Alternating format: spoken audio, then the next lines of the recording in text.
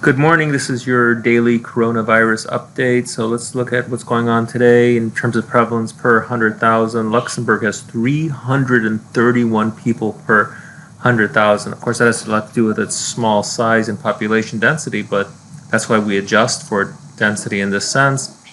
Switzerland is 153 per 100,000. Spain is 151. Those are large numbers. Italy's 128 per 100,000. If we go down to the United States, we're at 54 per 100,000 individuals. In terms of change from yesterday, you see a decline in Switzerland. That's actually really nice. And we have Luxembourg increasing by 30 per 100,000. Spain 15 per 100,000. The U.S. is increasing by 7 people per 100,000. Case fatalities are still largest in Italy, Spain, Netherlands, Iran. United Kingdom is getting up there with 7% chance of dying if one is infected with the coronavirus. The US, we're still at like about 2%. If we could stay there, that would be a major victory. Keep on practicing those public health practices that we ask you to do all the time. Let's look at some of these figures. You can see we're still growing here in the US. It's not what we want to see, but hopefully by April 30th, this new deadline for this kind of spiritual hypothetical deadline from people doing the modeling.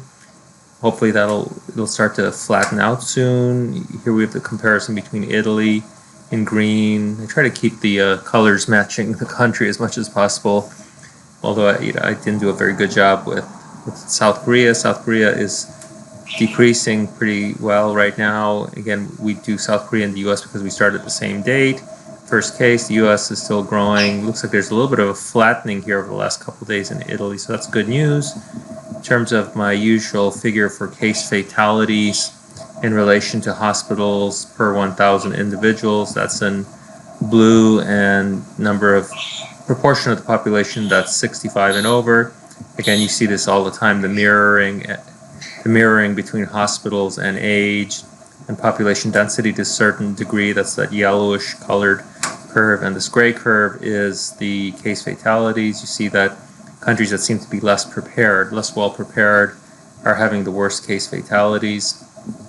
And then yesterday I introduced this new figure that looks at the ratio of hospital beds to population at or above 65, and I compare that to case fatalities. You can see there's this clear relation here. And I did do a regression analysis for this, but there's this clear